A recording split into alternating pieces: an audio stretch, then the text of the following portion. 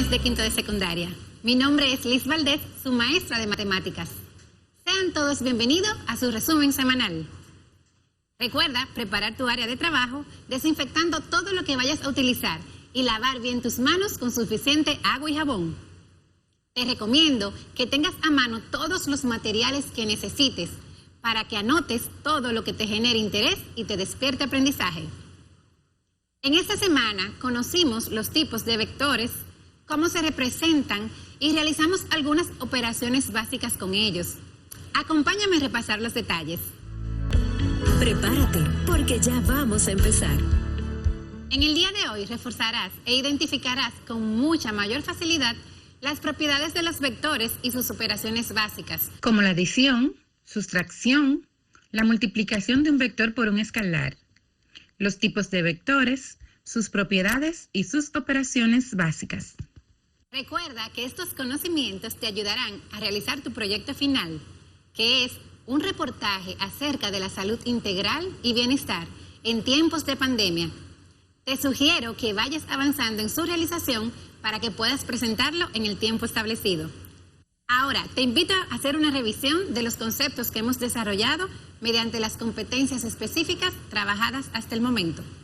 Esta revisión será tu propia autoevaluación, donde podrás determinar por ti mismo lo que has aprendido. Pues iniciemos. Así que pregúntate, ¿qué tanto has aprendido? ¿Cuáles fueron los conceptos más difíciles? Recapitulemos los puntos más importantes de la semana. Esta semana hablamos de los tipos de vectores.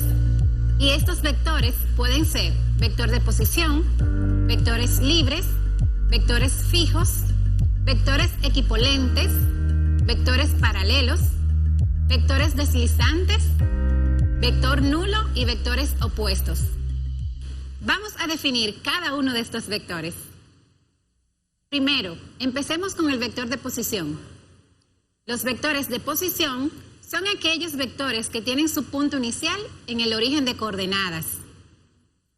Ahora hablemos de los vectores libres.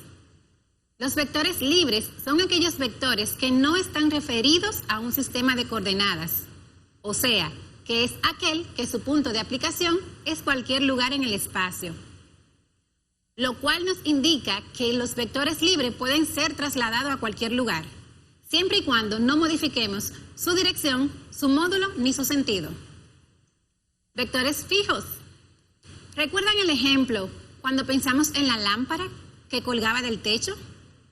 El peso de la misma puede representarse por un vector que apunta verticalmente hacia abajo. Este vector tiene como punto de aplicación el techo. En este caso, el vector dado se conoce como un vector fijo. Es evidente que los vectores fijos no pueden ser trasladados. Vectores equipolentes. Cuando hablamos de equipolencia en los vectores, es lo mismo que hablar de equivalencia, por lo cual dos vectores son equipolentes cuando tienen igual número de módulo, igual sentido e igual dirección. Vectores paralelos.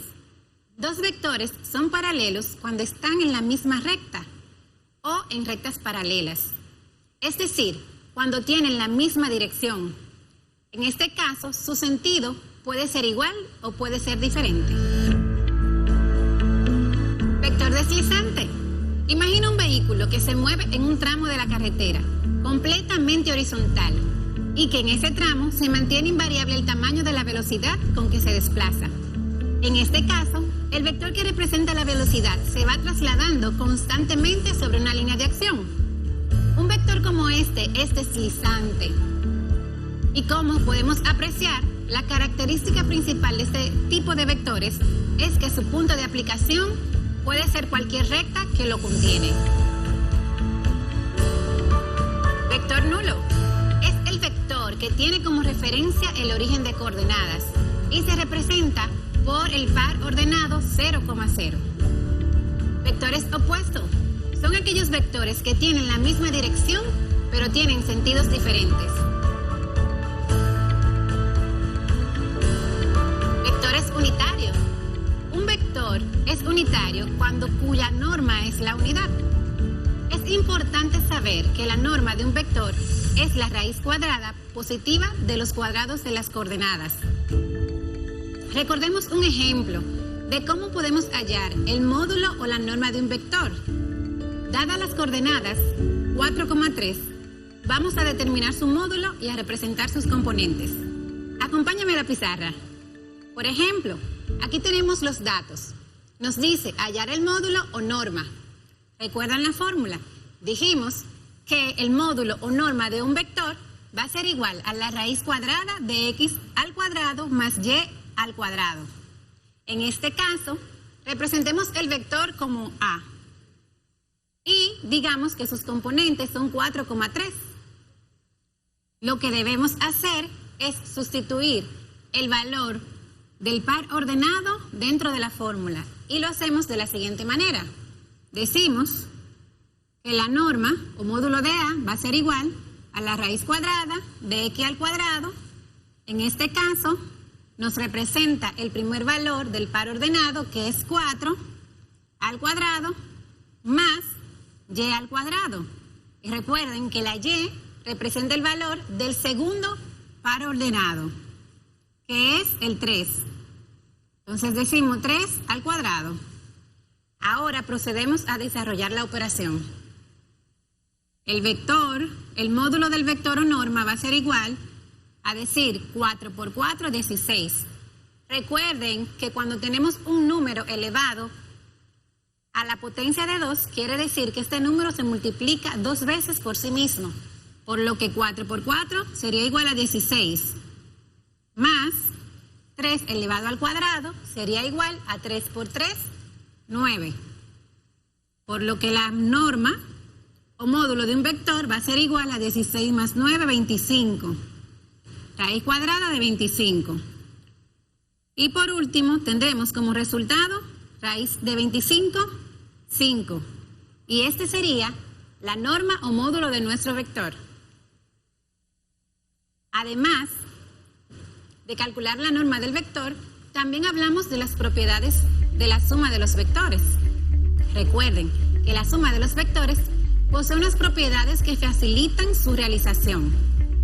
Conociendo y dominando mucho más de ellas, podemos realizar estas operaciones con mayor facilidad e identificar así su utilización para nuestras actividades diarias. Estas operaciones son propiedad conmutativa, propiedad asociativa, propiedad distributiva y la propiedad del inverso aditivo. Continuamos revisando los contenidos trabajados en esta semana. Trabajamos la suma de los vectores. Recordemos que para realizar la suma, esta se realiza sumando sus respectivas componentes. Cabe destacar que las componentes de un vector son representadas por X y por Y. Acompáñenme a la pizarra para ver un ejemplo. En este caso, tenemos al vector A y al vector B. Y para sumarlos, debemos recordar que la suma de dos vectores va a ser igual a la suma de X1 más X2 y la suma de Y1 más Y2. Ya hemos identificado nuestros valores de los pares ordenados, como X1, Y1, X2 y Y2. Ahora lo que procede a hacer es sustituir los valores.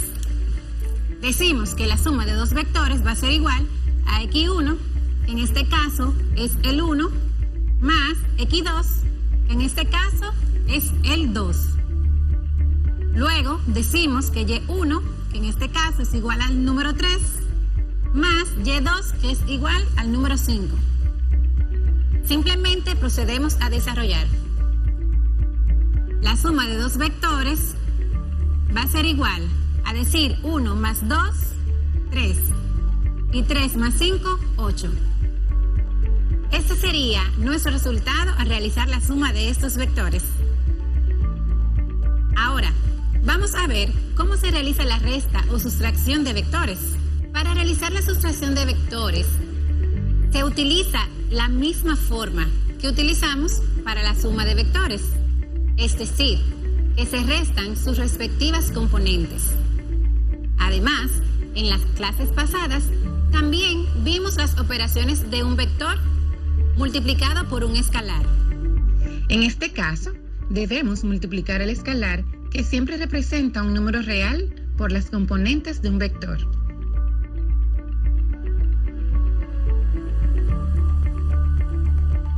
Como hemos visto, ha sido una semana muy productiva. Espero que los temas tratados sean de gran utilidad para aplicarlo en tu diario vivir y en tu proyecto final. Te invito a repasar el reportaje que está en la página 34 y 35 de tu cuadernillo y a desarrollar las actividades que están en la misma página a partir del literal A hasta el literal E. Muchísimas gracias por acompañarnos. Nos vemos en la próxima clase. Estuvo con ustedes su maestra Liz Valdés. Hasta la próxima. Bienvenidos a nuestro acostumbrado resumen semanal. Soy Ana Félix, tu docente de lengua española de 5º grado de secundaria. ¿Estás preparado para autoevaluarte y fijar los conocimientos? Toma tu cuaderno de apuntes, lápiz y lapiceros, que repasaremos juntos todo lo trabajado y con ello le vas a enviar luego a tu docente guía. ¿Qué tanto has aprendido? ¿Cuáles han sido los temas que más te han llamado la atención?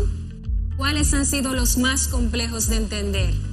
¿Qué has hecho hasta ahora para reforzar las competencias que hemos trabajado? Pues adelante. Con los temas abordados hasta el momento, hemos perseguido que te prepares. ¿Para qué? Para desarrollar estrategias que te permitan planificar la producción oral del reportaje a través de la investigación de la información, del registro, de la organización y la estructuración de ideas, tomando en cuenta el tema, la estructura, la intención, la audiencia y el orden lógico de las ideas. Además, te estamos preparando para utilizar las referencias bibliográficas para dar cuenta de las fuentes consultadas.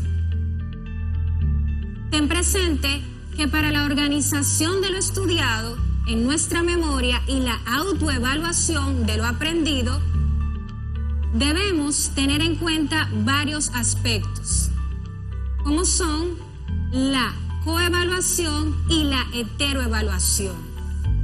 Sin embargo, la autoevaluación tiene su plato aparte, ya que en este momento que estamos viviendo se hace imprescindible, así como lo escucha, imprescindible que tengamos disposición, entusiasmo e interés y nos apropiemos de los conocimientos que nos permitirán ser competentes. Refresquemos los puntos más relevantes trabajados durante esta semana. En nuestro primer encuentro, iniciamos con un cuadro comparativo de las diferencias entre el reportaje y la noticia. Vamos a repasarle. Las primeras características que comparamos fueron las siguientes: la vigencia, la extensión, la estructura, la objetividad, los recursos expresivos y la autoría. Vamos con el primero. El primero, la vigencia. La noticia aborda un suceso reciente y nuevo que afecta a la sociedad y las personas quieren conocerlo, pero es efímera y veloz. Sin embargo, el reportaje no necesariamente debe ser actual. Basta con que sea un tema de interés general, perdura un poco más, puede ser releído posteriormente sin perder su validez. En cuanto a la extensión, la noticia se caracteriza por ser breve y concisa. En el caso del reportaje, disponemos de espacio y de tiempo según consideremos. La estructura de la noticia, como recordamos, es de una pirámide invertida. Tiene un título, un lead o entradilla y un cuerpo de la noticia. En el caso del reportaje, tenemos un titular que tiene varios aspectos, un párrafo inicial o de entrada, un cuerpo del reportaje, un párrafo final. Aunque tenemos una estructura, en el reportaje podemos ser un poco más flexibles. La noticia se caracteriza por tener una escritura puntual y desprovista de matices, por lo tanto es objetiva. En el reportaje es posible hallar puntos de vista, especulaciones y reflexiones, pero requiere de mucha investigación. Es decir, es subjetiva, pero siempre siendo veraces. En la noticia podemos acompañar nuestro texto de imágenes, de fotografías. Por lo general, siempre de manera plana, sencilla y directa. Sin embargo, en el reportaje puedes echar mano a todos los recursos habidos y por haber, siempre y cuando tú señales cómo estudiamos el autor de esa información. Podemos agregarle videos, imágenes, entre otras cosas. La noticia no suele firmarse ni pertenecer a un autor, sino ser producto de una sala de redacciones que la elabora en conjunto. Sin embargo, el reportaje siempre, pero siempre debe estar firmado, bien sea por un autor individual o por el equipo que la redactó. ¿Cómo vamos? Te invito a seguir investigando y plantearle todas tus dudas a tu docente guía. En esa sesión, además, analizamos de dónde suele provenir el tema de nuestro reportaje. Catalina Mujica Vicuña, chilena, nos dice que el tema suele provenir ¿de qué? De la lectura de periódicos, de lectura de libros testimoniales, científicos, técnicos, literarios, los temas del momento, conversaciones informales, de la observación directa del reportero y de la observación del calendario. En nuestro país tenemos la dicha y el privilegio de tener reporteros y programas de investigación que realizan reportajes sobre temáticas tales como del medio ambiente, la salud, como la pandemia actual, la cultura, entre otros. Y con ellos han logrado que se solucionen muchas de esas problemáticas. Hablamos además en esa sesión sobre las técnicas y las estrategias que pueden utilizarse, ya sea el reportero o nosotros, para la elaboración de nuestro reportaje.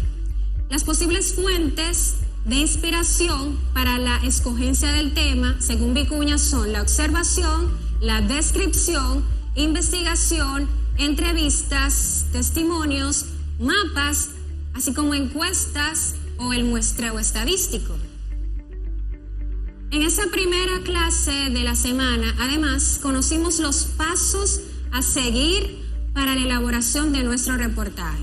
Algunos de ellos son seleccionar un tema que dijimos que debe ser de interés para todos y que debe ser actual en esta ocasión, que debemos realizar un esbozo de nuestro reportaje, además que se debe investigar el tema. ¿Lo escucharon bien? Investigar, siendo este uno de los puntos más importantes. Así también hay que cumplir con las características de objetividad, claridad y precisión.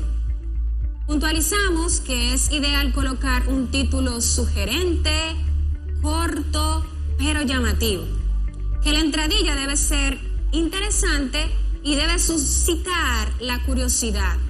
Que el cuerpo no tiene que seguir la estructura de pirámide invertida y que debemos insertar imágenes, pero siempre respetando el derecho de autor. Aclaramos que necesitas finalizar con un párrafo en el que vas a exponer las conclusiones a las que llegaste con tu reportaje y, si lo consideras, puedes hacer un llamado a la reflexión de tu público. Para terminar, después de redactar tu reportaje, debes tomar muy en cuenta las convenciones de la escritura, verificando el léxico, la ortografía y la gramática. Iniciamos con nuestro objeto de trabajo del día, en nuestro segundo encuentro. Los estilos bibliográficos, que son las diferentes normas o directrices ampliamente difundidas a través de libros de estilos de referencias bibliográficas. Observamos y escuchamos una cápsula donde conocimos algunos de los estilos bibliográficos más utilizados. Algunos de ellos son la ACS de la American Chemical Society, AIP de la American Institute of Physics, AMS de la American Mathematical Society, Harvard de la Harvard Business School, UNE, que es una norma española, Chicago de la Chicago Manual of Style, la MLA de la Modern Language Association, así como también Vancouver, APA de la American Psychological Association y el estilo propio para trabajos de fin de grado o TFG o para trabajos de fin de maestría o TFM. Puntualizamos que utilizaríamos la 6ª edición del estilo bibliográfico APA de la Asociación Americana de Psicología, por ser la más frecuentemente utilizada. Trabajamos además con el concepto de referencia bibliográfica, que es el conjunto de elementos suficientemente detallados para identificar la fuente de la cual se extrae la información. Señalamos que las referencias pueden contar con elementos que son esenciales o básicos, además de los complementarios. Los esenciales son aquellos sin los cuales no se podría identificar un documento, como son el autor, el título y el pie de imprenta.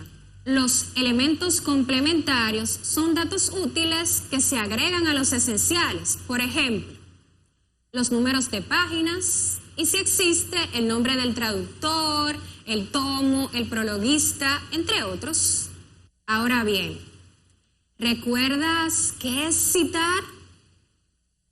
Recordemos que según Santana, en el año 2013, citar es la manera correcta de dar crédito a los autores de los cuales se ha utilizado algún fragmento de su escrito. Se obtiene una idea, una definición o una teoría. Permite al lector conocer la información para recuperar el recurso de la referencia bibliográfica en la biblioteca. No citar es tomar una información que no nos pertenece. Hay dos tipos de citas, las citas directas y las indirectas.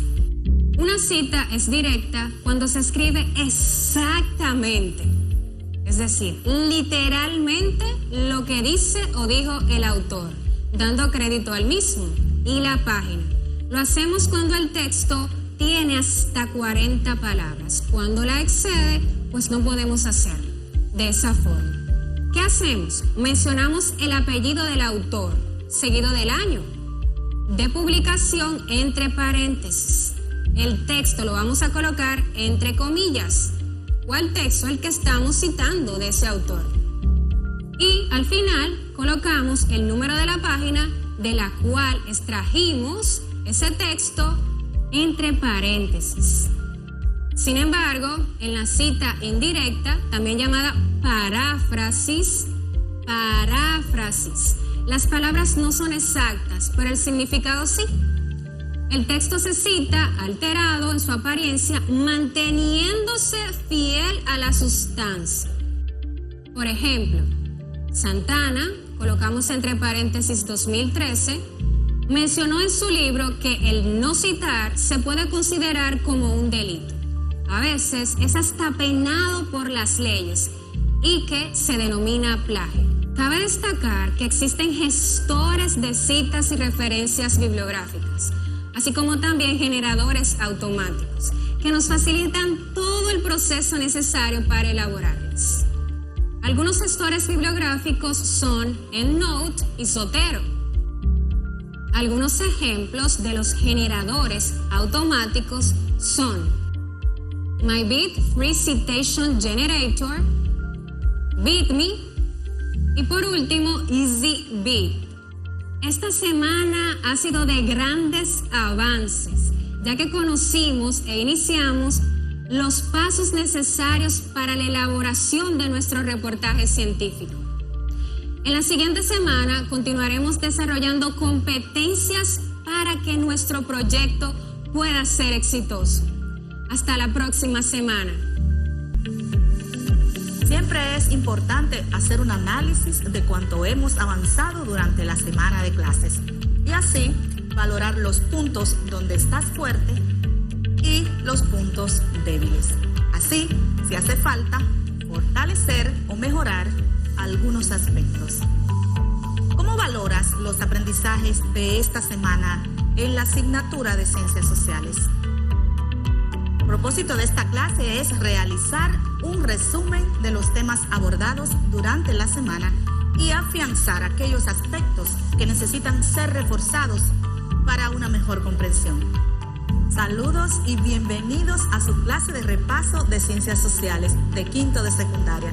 Soy la profesora Celestina Heredia y como siempre lo animo a encender los motores y a seguir aprendiendo y atrapar todo lo que se les pudo haber escapado en las clases de la semana. Juntos hacemos un maravilloso equipo de trabajo.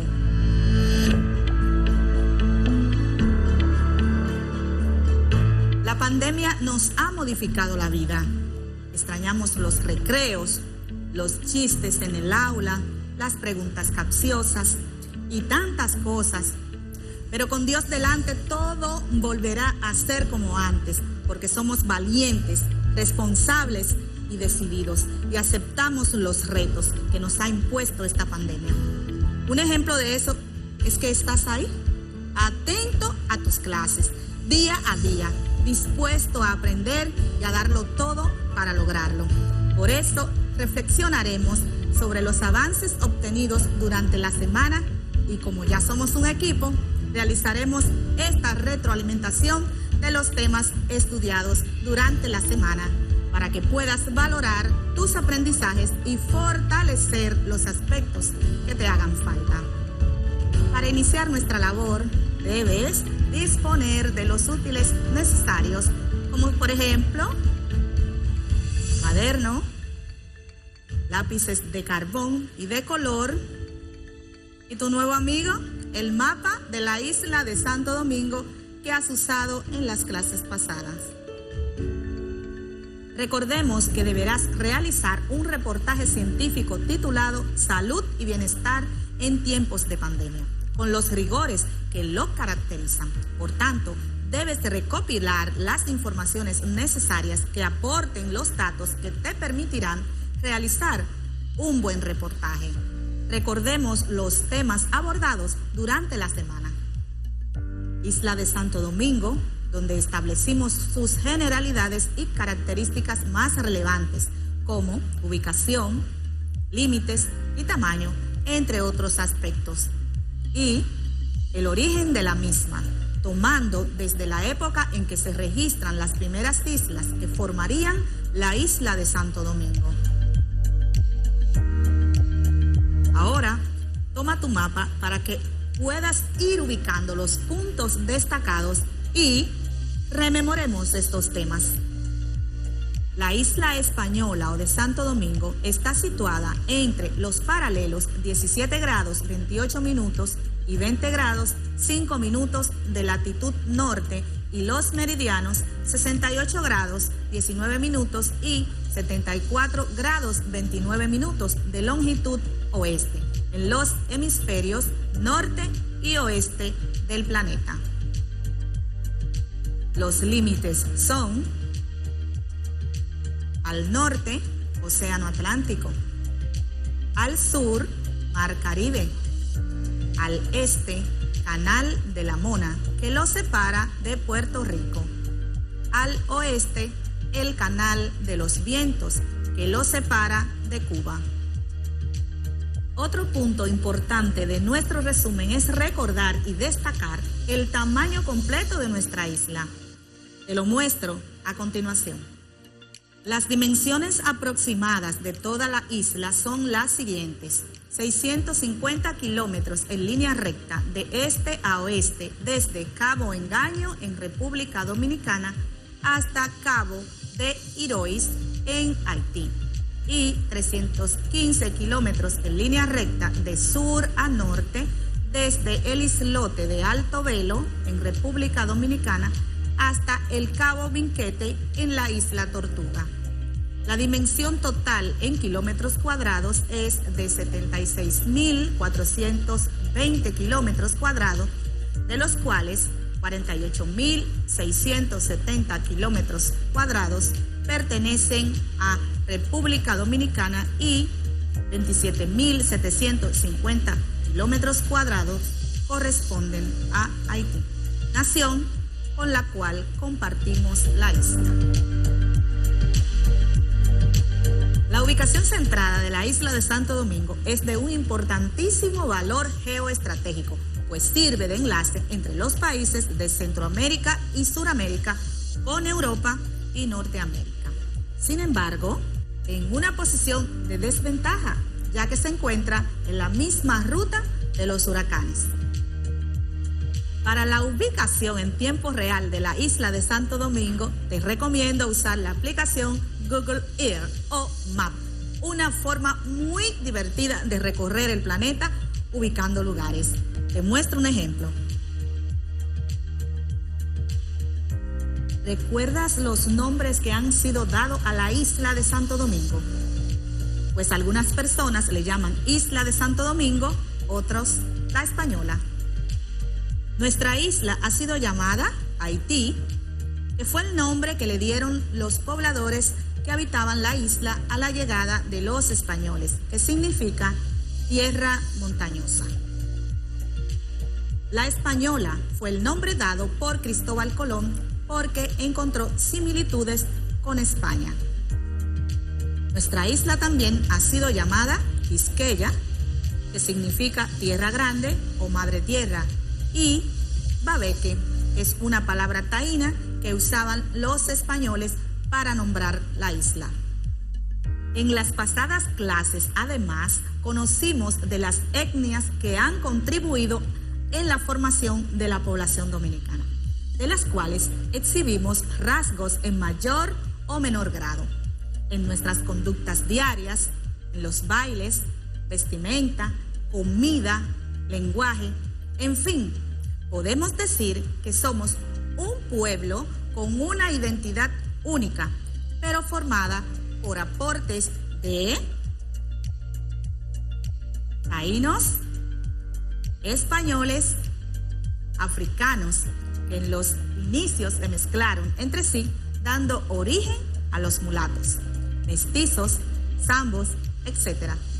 Llegaron luego otros grupos en diferentes momentos y por diversas razones, como fueron los cocolos o negros libertos, también árabes, libaneses y turcos, haitianos, además también japoneses y chinos que se unieron a la población existente. La influencia de esos grupos se manifiestan en nuestra cultura, en las distintas regiones del país, lo que hace de Dominicana un pueblo singular. Tú puedes construir un esquema que evidencie los aportes de diferentes culturas, enriquecerlo con aportes de tus familiares y amigos. A pesar de ser un pueblo culturalmente influenciado por otras culturas, mostramos con orgullo los símbolos que nos identifican y nos distinguen. ¿Recuerdas cuáles son esos símbolos? Sabía que los recordarías. Vamos a mencionarlo. Nuestro hermoso escudo nacional, la más hermosa de las banderas, nuestra insignia tricolor, y la pieza musical que nos hace poner la piel de gallina cuando lo escuchamos, nuestro himno nacional dominicano. Pues luego de conocer sobre sus generalidades, nos trasladamos hacia la era geológica en que se registran las primeras señales de su formación y relacionamos este tema con el momento en que se registran los primeros casos de coronavirus en Wuhan, China. Recordemos un poco de eso. Según los datos de la OMS, el SARS-CoV-19 se originó en Wuhan, China, a mediados de diciembre del año 2019. En ese momento se desató una alarma mundial, ya que se desconocía la enfermedad. 3 meses después, había alrededor de 150,000 afectados y más de 6,000 personas fallecidas en todo el mundo a causa de la enfermedad. Su propagación ha sido muy rápida, llegando a todos los continentes. Por eso se declaró en febrero del 2020 como pandemia. Definimos el término geología, la ciencia que estudia el origen y evolución de la Tierra a través del estudio de las rocas y los fósiles y los métodos usados para establecer esas fechas aproximadas. El método del carbono 14 para estudiar los fósiles de animales y vegetales y el método de uranio para el estudio de las rocas. Para el estudio de la edad de la Tierra se han establecido unas escalas de tiempos geológicos divididos en eones, las eras mayores, eras, períodos y épocas. ¿Recuerdas la escala de tiempo usado en geología? Millones de años. Para estudiar el origen y evolución de la isla, primero conocimos sobre una masa terrestre llamada Antillía, que desaparece en los períodos Triásico y Jurásico aproximadamente 550 millones de años, cuando ocurren emersiones de la corteza terrestre. Observamos las placas tectónicas sobre las que se asienta el Caribe, destacando la zona en que emergió la isla de Santo Domingo, situada sobre la placa caribeña, entre las placas norteamericana, la sudamericana y la de los Cocos, separadas entre sí por líneas de plegamientos que forman las fallas o fisuras por donde salen emanaciones térmicas originando los sismos o temblores. Luego observamos las imágenes de la evolución geológica de la isla, donde fuimos notando cómo se fue formando la isla y sus diferentes sistemas durante un largo periodo de emersión, que inició en el periodo Cretáceo de la era secundaria, según los datos geológicos conocidos. Época en que aparecen los primeros montículos que formaron la cordillera central, el macizo del norte, del lado haitiano, las sierras de Yamasá, Oriental, Samaná, la sierra de Bauruco y su continuación en Haití, macizo de la Silla y de la Otra. Y así hasta quedar finalmente formada la isla de Santo Domingo en el período Holoceno de la era cuaternaria. Con la retroalimentación de estos temas, te animo a valorar tus aprendizajes, confeccionando un álbum de mapas donde presentes las etapas de evolución geológica de la isla de Santo Domingo, tomando en consideración los 5 períodos evolutivos: Cretáceo, en la era secundaria, Mioceno, el Oligoceno, Pleistoceno, de la era terciaria, y el Holoceno, de la era cuaternaria. Para esa actividad consultarás las páginas de internet sugeridas en la página 129 de tu guía de trabajo. Llegó el momento de despedirnos por esta semana, no sin antes recordarle colaborar con las tareas del hogar y tomar un tiempo para la diversión sana en familia. La semana próxima, prepárate para enamorarte aún más de nuestra isla y sus encantos. Soy la profesora Celestina Heredia y te deseo un fin de semana emocionante. Que el Señor Todopoderoso los guarde y los libre de todo mal. Que descansen. Bye. Hola, ¿cómo te sientes? Espero que bien y que todo lo que hagas prospere. Bienvenidos a nuestro resumen semanal de los contenidos trabajados durante esta semana en Química para quinto grado de secundaria. Soy su profesora Mirelis de Oleo y en esta ocasión estaré puntualizando los conceptos trabajados durante esta semana. La aplicación de procedimientos y desarrollos de actitudes que permitan la construcción de conocimientos para el cumplimiento de las competencias específicas de la asignatura. A ver, ¿cuáles temas trabajamos durante esta semana? ¿Cuál tema te resultó más fácil? ¿Tuviste alguna dificultad con algunos de los temas trabajados? ¿Qué hiciste para ampliar y fijar los conocimientos trabajados en química durante esta semana? Evaluemos lo aprendido. Durante las clases de esta semana hemos trabajado para desarrollar competencias que permitan conocer problemas y situaciones de tu entorno y darle explicaciones utilizando los principios fundamentales de la química, esperando que puedas identificar, comparar, predecir las propiedades periódicas de metales, no metales y metaloides, y los usos que les damos en el diario vivir a partir de su ubicación en la tabla periódica, aplicando las competencias desarrolladas en la realización de nuestro proyecto final, que consiste en la elaboración de un reportaje científico para mitigar la propagación del COVID-19. Sabemos que debido a la situación actual de pandemia que estamos atravesando, se ha dificultado el regreso a clases de la forma acostumbrada. El Estado, a través del Ministerio de Educación, con la colaboración de todo su personal y un gran equipo de producción, ha buscado la forma de dar respuesta y hacer frente a la situación de la mejor manera posible. Pero sabemos que en esta ocasión el éxito de este proceso depende en mayor parte de la disposición y buena actitud de los estudiantes para construir su propio aprendizaje, guiados por sus docentes y el apoyo continuo de sus familiares. Sí, como has escuchado, este proceso es responsabilidad de todos, pero en gran manera de ti. Debes poner de tu parte para que tus conocimientos queden fijados y así poder lograr las competencias de este grado.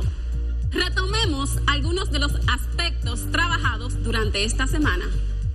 Estuvimos trabajando con la tabla periódica, la cual se define como la disposición de los elementos químicos en las filas y columnas.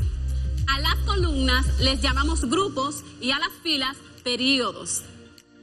Los períodos o filas están organizados de forma creciente según su número atómico. Pero, ¿qué es el número atómico?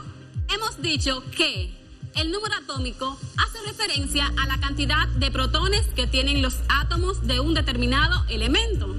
Por ejemplo, el hidrógeno posee un protón y es el número 1 en la tabla periódica. El helio está ubicado en el número atómico 2, es decir, que está formado por 2 protones. En la tabla periódica, el número atómico se representa con la letra Z. Es importante saber que el número atómico en un elemento neutro va a ser igual a la cantidad de protones del elemento y también la cantidad de electrones, es decir, que tienen el mismo valor numérico. No significa que sean lo mismo, sino que su valor numérico va a ser igual. Si el número atómico es 6, el elemento va a tener 6 protones y 6 electrones. Los protones se representan con una P acompañada del símbolo más, P positiva. Los electrones se representan con una E minúscula acompañada de un símbolo negativo. Por otra parte, los elementos que pertenecen a un mismo grupo o columna tienen características similares. Es fácil reconocerlos porque están enumerados con números romanos junto a las letras A o B, o van desde el número 1 hasta el número 18 en la parte superior de nuestra tabla periódica. Por tener características similares, estas columnas reciben el nombre de familias. Así, tenemos la familia de los metales alcalinos, la familia de los halógenos y la familia de los gases nobles. Las filas y columnas dan origen a agrupaciones que llamamos bloques, de acuerdo a la secuencia en la que se llenan las capas de electrones de los elementos. Tomando en cuenta esto, encontramos 4 bloques, como los que puedes observar en la imagen. Tenemos el bloque S, el bloque P, bloque D y bloque F. De acuerdo a las propiedades físicas y químicas que comparten los elementos, se pueden clasificar en 3 categorías, que son metales, metaloides y no metales, como puedes observar en la imagen. Cada elemento en la tabla periódica está ubicado en un cuadro, donde se dan las descripciones de las características del elemento en cuestión, como el número atómico, la masa atómica, la electronegatividad, afinidad electrónica, energía de ionización, entre otras propiedades. También trabajamos con las tendencias que siguen los elementos dentro de la tabla periódica, conocidas como propiedades periódicas. Mencionamos que son las características que tienen los elementos y que varían en forma secuencial por grupos y periodos. Analicemos la variación de estas propiedades en la tabla periódica. El radio atómico se conoce como la distancia que existe entre el núcleo de un átomo y su nivel más alto de energía, donde se encuentran los electrones de valencia. La afinidad electrónica es el cambio de energía cuando un átomo neutro atrae un electrón para convertirse en un ion negativo. La energía de ionización es la energía necesaria para extraer un electrón de un átomo neutro. También debes recordar que el carácter metálico es la tendencia que siguen los elementos para perder electrones, mientras que la electronegatividad es la tendencia o capacidad de un elemento para ganar, atraer electrones hacia sí mismo. La electronegatividad tiene gran importancia para definir cuando el enlace es iónico, metálico o covalente.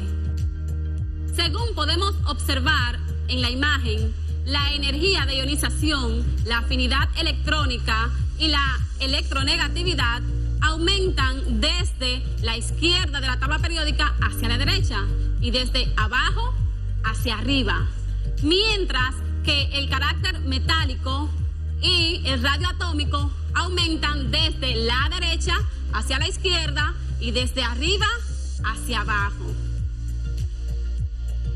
Estos han sido los contenidos trabajados durante esta semana. Vamos a afianzarlos realizando la siguiente actividad. Utiliza tu tabla periódica. En la siguiente actividad, busca en tu tabla periódica los elementos del sodio, fósforo e hierro y escribe su símbolo, número atómico, cantidad de protones, electrones, electronegatividad, afinidad electrónica, energía de ionización, bloque al que pertenece cada uno, nivel en el que están ubicados y su grupo. Tienes una gran responsabilidad, un gran reto, pero también la oportunidad de demostrar el material del que estás hecho, ya que puedes construir tu propio aprendizaje por medio de tus experiencias, aplicando la forma más fácil para tu aprendizaje, hacerlo a tu manera, pero sin detener el proceso. Jóvenes, recuerden aplicar lo aprendido durante esta semana para la elaboración de nuestro proyecto final. Feliz fin de semana y que la bendición de Dios continúe con cada uno de nosotros. Será hasta nuestro próximo encuentro. Bienvenidos a su resumen semanal de la clase de inglés de quinto grado de secundaria. Soy su profesor Ricardo López y estoy muy contento de poder enseñarles. Let's begin.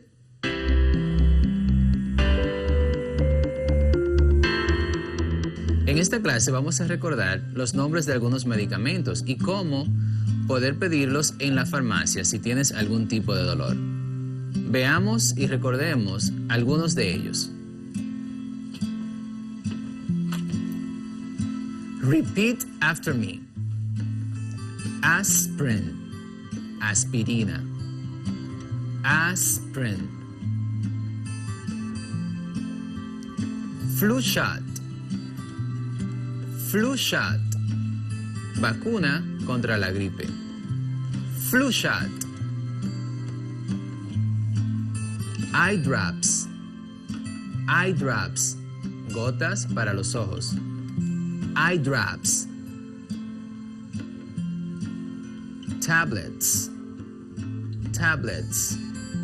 tabletas o comprimidos, tablets, painkillers, analgésicos,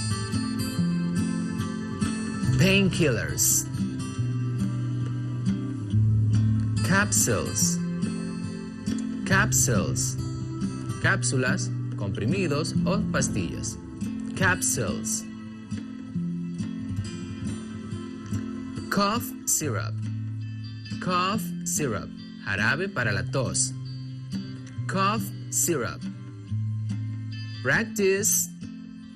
Ahora recordemos las expresiones para ofrecer y pedir ayuda. Escuchemos. Puedes usar Can I help you? Can I help you? O How can I help you? How can I help you? ¿Puedo ayudarte? ¿Cómo puedo ayudarte? Estas se utilizan para preguntar si alguien necesita ayuda o cómo puedes ayudar. Es lo que escuchas usualmente por servicio al cliente de algún negocio u oficina. También puedes utilizar Would you give me a hand? Would you give me a hand? ¿Me podrías dar una mano? Usamos esta expresión para pedir ayuda. También podemos usar Can you help me? Can you help me? ¿Me puedes ayudar? Y así la otra persona entenderá que requerimos ayuda. Y con relación a los hábitos, ¿qué podemos recordar? Habits. En Healthy Habits, los hábitos y los hábitos saludables. Recuerden que un hábito es una actividad que realizamos frecuentemente de manera inconsciente. Y un hábito saludable es esa actividad que realizamos para mantener una mejor salud física, emocional y social. Veamos a continuación una lista de los buenos hábitos saludables y de los malos hábitos no saludables. Hábitos saludables y no saludables. Wash your hands every time. Wash your hands every time. Lavarse las manos todo el tiempo. Ahora que estamos en tiempo de pandemia, este es un hábito saludable. Touch your face every time. Touch your face every time. Tocarse la cara todo el tiempo en este tiempo de pandemia no es un hábito saludable. Recuerda. Otro hábito saludable ahora en pandemia es keep distance. Keep distance. Mantener la distancia social. Visit family. Visit family. Visitar a los familiares o la familia en este tiempo de pandemia es un hábito no saludable. Disinfect supermarket products. Disinfect supermarket products. Debemos de tomar en cuenta desinfectar los productos del supermercado. Shake hands. Shake hands. Saludarse de mano. Ahora no es un hábito saludable. Wear your face mask correctly. Wear your face mask correctly. Usar la mascarilla correctamente. Wear your face mask incorrectly. Wear your face mask incorrectly. Usar tu mascarilla incorrectamente es un hábito no saludable ahora en pandemia. Recuerda. Watch or listen official news. Watch or listen official news. Un hábito saludable es escuchar o ver noticias de fuentes oficiales. Believe everything on social networks. Believe everything on social networks. Creer todo lo que se dice en las redes sociales. Con respecto al COVID, ahora no es un hábito saludable. Do you remember the conversation of Christian and Mario? What happened? ¿Recuerdan la conversación de Christian y Mario? ¿Qué sucedió? Hello, Christian. Hello, Mario. I see that you will leave home very early and quickly, but why don't you have your masks? I always forget it, but it's not necessary. I have never been infected. Hola, Christian. Hola, Mario. Veo que saldrás muy temprano y rápido de casa, pero ¿por qué no tienes tu mascarilla? Siempre olvido la mascarilla, pero no es necesario. Nunca me he infectado. ¿Acaso ese fue un hábito saludable de parte de Christian? Claro que no. Al Christian no usar su mascarilla, está haciendo un mal hábito, un hábito que no es saludable ahora en pandemia. Así que recuerda siempre utilizar tu mascarilla. Ha llegado el momento de autoevaluar el repaso del día de hoy. Responde sí o no a cada una de las preguntas. ¿Te gustó la clase del día? ¿Te sientes preparado para pedir algún medicamento en inglés? ¿Puedes identificar algunas frases de ofrecer y pedir ayuda en inglés? ¿Puedes identificar los hábitos saludables en inglés ahora en tiempo de pandemia? En el resumen de hoy hemos trabajado temas muy importantes, los cuales te invito a repasar e investigar para aumentar tus conocimientos de inglés. Okay, all right. See you next time. Bienvenidos a nuestro resumen semanal. Soy su maestra María Soledad Recio de Cid, profesora de francés de 5º grado de secundaria.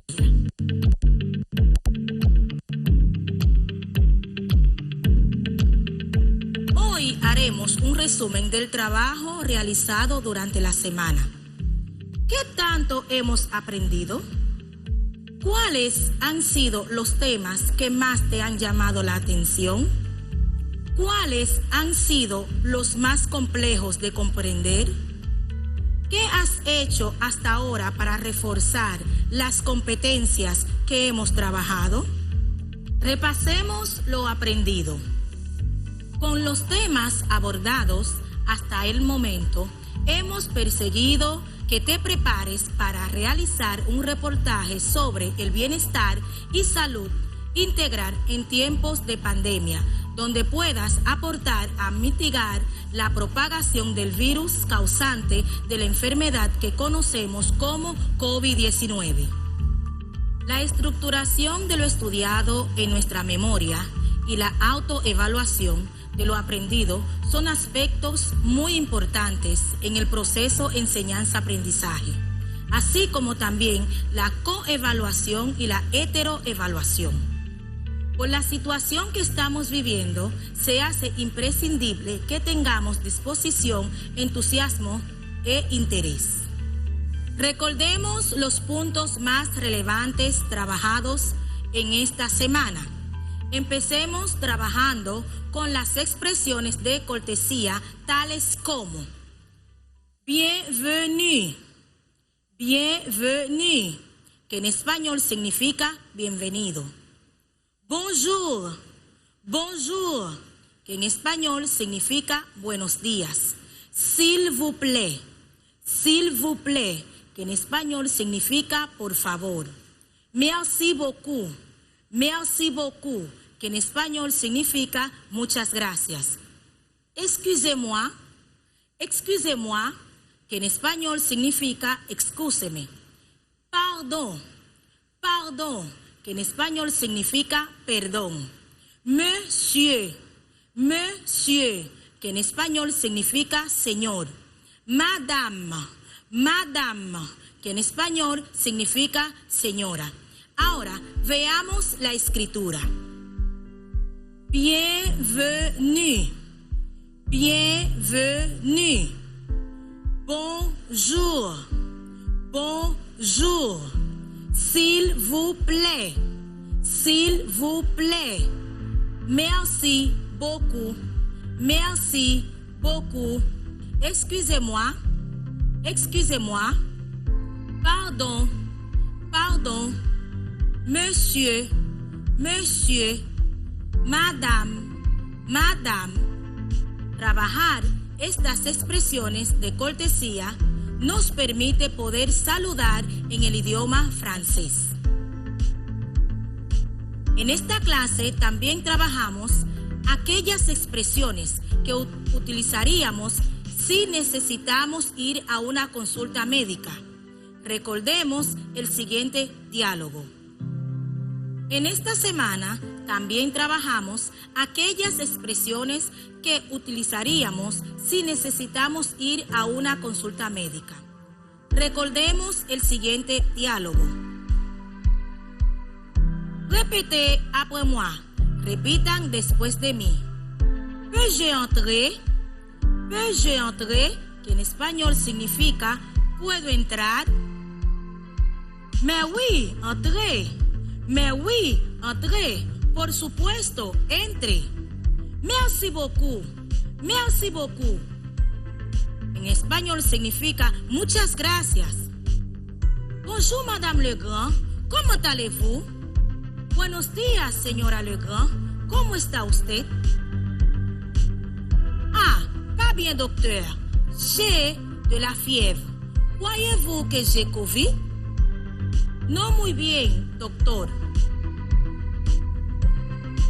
Tengo fiebre. ¿Cree usted que tengo el COVID? Asseyez-vous ici, s'il vous plaît. Siéntese aquí, por favor. Merci. Gracias.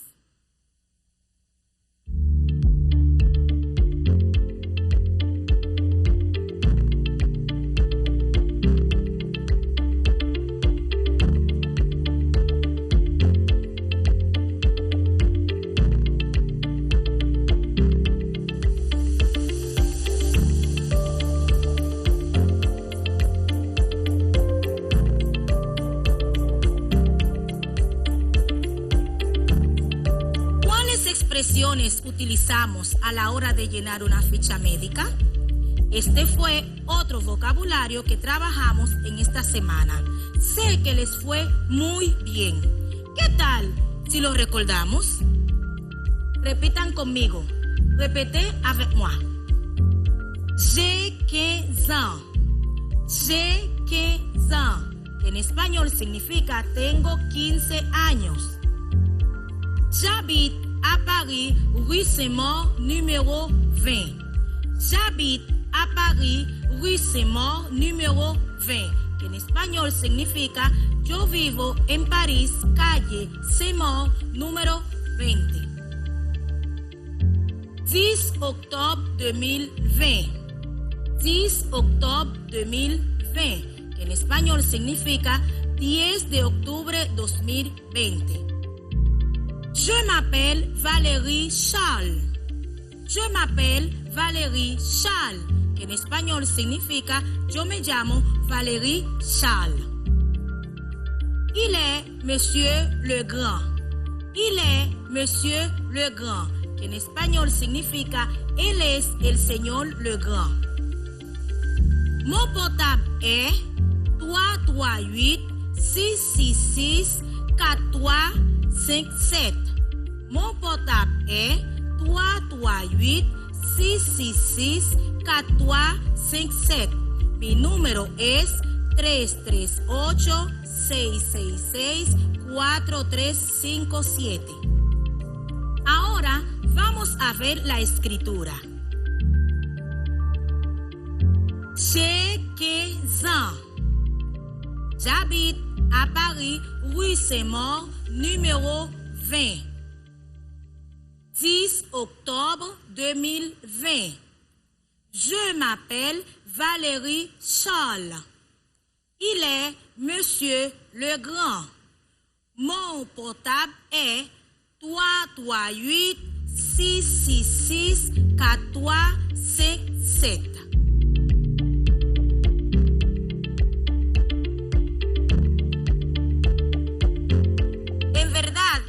esta semana hemos trabajado temas muy interesantes, los cuales nos han permitido profundizar en el idioma francés, tales como las partes del cuerpo. Refresquemos este tema. Los vocabularios de las partes del cuerpo son yeux, tête, oreille, cou y otros que te invito a repasar. Además, identificamos el adjetivo posesivo en género y número, como mo, ma, me. Mo se utiliza para el género masculino.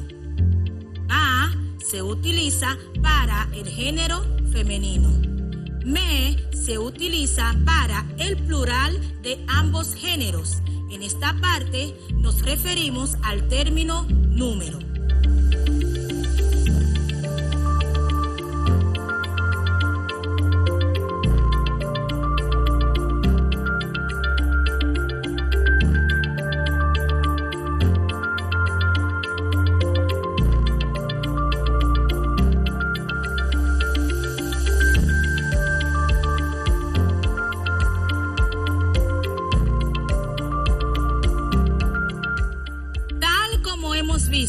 Ha sido una semana de mucho aprendizaje. En la semana siguiente abordaremos vocabularios para expresar afecciones y dolencia del cuerpo en el idioma francés. ¿Verdad que es hermoso el idioma francés? Claro que sí, es el idioma del amor. Hasta la próxima. Mis queridos estudiantes, hemos llegado al final del día de hoy y al final de una semana exitosa. Sabemos que en ocasiones necesitamos cambiar para mejorar, para ser más felices y tener una vida más plena. Pero el cambio siempre trae como consecuencia la resistencia al mismo, sin darnos cuenta de que a pesar de todo, el cambio es constante, nos ayuda a crecer y a madurar. Aunque intentemos evitarlo, el cambio entrará en nuestras vidas y quedarnos de brazos cruzados no lo evitará. Sin embargo, aceptar el cambio internamente y de manera voluntaria nos permite adaptarnos de manera más rápida y más consciente. Ser flexible es la clave para cambiar. El problema al que muchas veces nos enfrentamos es que los cambios llegan de manera inesperada y no nos agradan las situaciones que crean en nuestras vidas, ya que afecta nuestra rutina diaria y nos saca de nuestra zona de confort. Pero resistirnos no evitará que el cambio ocurra.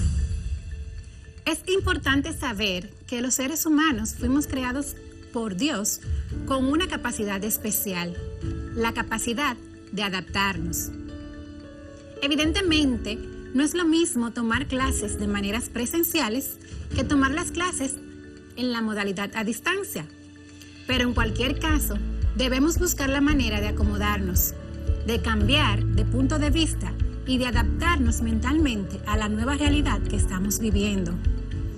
Así contaremos con lo necesario para superar esta y cualquier etapa de nuestras vidas. Cada vez que haya que hacer cambios, estos traerán nuevos conocimientos y experiencias que nos ayudarán a crecer como persona, a ser más sabios y más fuertes. Es por eso que debemos dejar que el cambio nos inunde.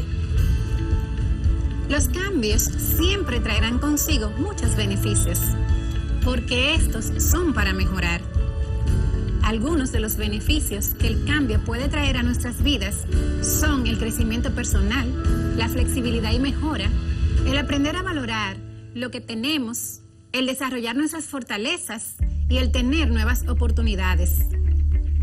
Recuerda completar las actividades de tu cuadernillo que te han asignado los maestros de las diferentes asignaturas. Continúa cuidándote a ti y a los tuyos para evitar el contagio de COVID-19. Además, recuerda ir desarrollando tu proyecto final, que es realizar un reportaje acerca de la salud integral y bienestar en tiempos de pandemia, para que así puedas entregarlo en el tiempo establecido. Para el lunes tendremos las asignaturas de matemáticas, ciencias sociales y francés. Deberán tener los siguientes materiales: cuaderno, lápiz, lapicero, regla, lápices de colores y el mapa físico de la isla de Santo Domingo. Hasta nuestro próximo encuentro. Soy Liz Valdés y les deseo que tengan un excelente fin de semana. Bye.